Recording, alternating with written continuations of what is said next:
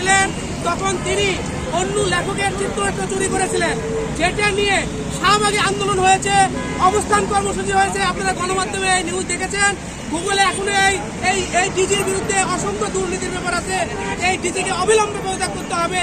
সে শেখ হাসিনার নির্দিষ্ট বাস্তবায়ন করে এই ছাত্রদেরকে এই আগুনের পরে অগ্নিসংযোগের পরে সন্ত্রাসী বলে অভিহিত করেছে। আমরা ছাত্র জনতা এই ডিজির পদত্যাগ দেখতে চাই, আর একটা দিনও দেখা হবে না ছাত্র জনতাকে এই ডিজি সন্ত্রাসী বলে শেখ হাসিনা লেগে দেওয়া প্রেসক্রিপশন বাস্তবায়ন করেছে। আন্দোলনের পরে ডিজিরা এবং বিডিবির লোকজন আগুন লেগে দিয়ে এখন যেটা প্রমাণ হচ্ছে ছাত্ররা এই ডিজি ক্যামেরার সামনে আসে, মিডিয়ার সামনে এসে বলেছে যে ছাত্র সন্ত্রাসীরা আগুন দিয়েছে। আমরা টেলিভিশনের নিউজে দেখেছি। আজকে আমরা যারা এখানে একত্রিত হয়েছি, আমরা বলতে চাই যে এই দেশের মানুষ স্বৈরাচার পতন করেছে। বৈষম্য বিরোধী ছাত্র আন্দোলনের নেতৃত্বে ছাত্ররা রাজপথে আছে। আবারও দুর্নীতিবাজদেরকে এই বাংলার মাটিতে থাকা দিবে না। আমাদের রক্ত গেছে, আরো জীবন যাবে, আরো রক্ত যাবে, কিন্তু দুর্নীতিবাজদেরকে আমরা মুক্ত করবো। সারা দেশের শিল্পী, সারা দেশের শিল্পী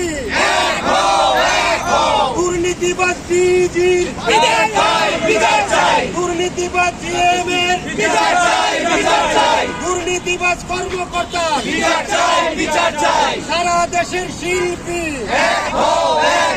বিটিভিতে বৈষম্য চলবে না, চলবে না, বিটিভিতে বৈষম্য চলবে না, চলবে না। দুর্নীতিবাজ জিএমের বিচার চাই, বিচার চাই। সারা বাংলার শিল্পী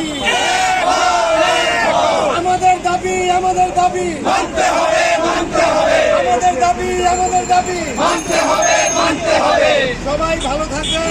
ইনশাআল্লাহ আমরা এখান থেকে শিল্পকলার উদ্দেশ্যে নিয়ে নাও। প্যাকেজ লাগবে। যতক্ষণ আমাদের দাবি আদায় না হবে আমরা রাজপথে থাকবো ইনশাআল্লাহ। ছাত্র ভাইরা আমাদের সাথে আছে, সারা বাংলাদেশের সকল ছাত্র আমাদের সাথে আছে। আমরা বলতে চাই, আজকে হয়তো এখানে আমাদের সাংস্কৃতিক কর্মীদের কম দেখা যাচ্ছে, কিন্তু আমরা কম নয়। আপনারা জানেন রাজপথে ছাত্ররা অবস্থান এখনো আছে। তাই এখানে হয়তো সংখ্যায় আমাদের কম দেখা যাচ্ছে, কিন্তু 24 ঘন্টার মধ্যে নিজেকে বিদায় না করা হবে। এই দেশের ছাত্ররা প্রতিরোধ যেরকম করেছে, আবারও বিডিবি গ্রহণ করবে। এই ডিজি, এই জিএম দুর্নীতিবাজের বিচারের জন্য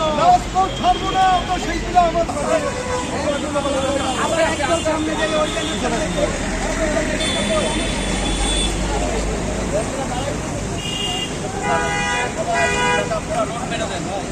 পুরো মারা লাগবে না।